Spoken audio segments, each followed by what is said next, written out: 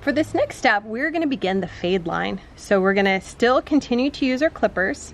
If you don't have this vacuum like mine has and you have a more traditional set of clippers, you're going to want to use your brush to brush off the hairs and keep your clippers clean without any kind of blockages.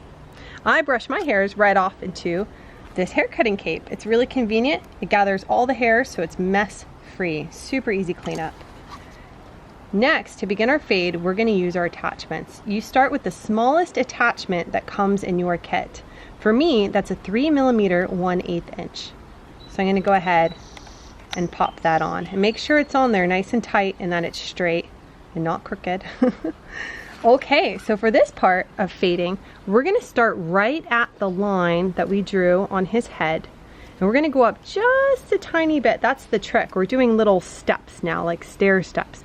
We're going to go up 1/4 inch. That's 1/4 inch all the way around. If you are feeling unsure of your skills, grab a marker. Have no shame. Go ahead and draw a second line in a different color all the way around his head, 1/4 inch, if that helps you. They're washable markers. It'll come off in the shower. No problem at all. All right, let's go ahead and get started. Here we go.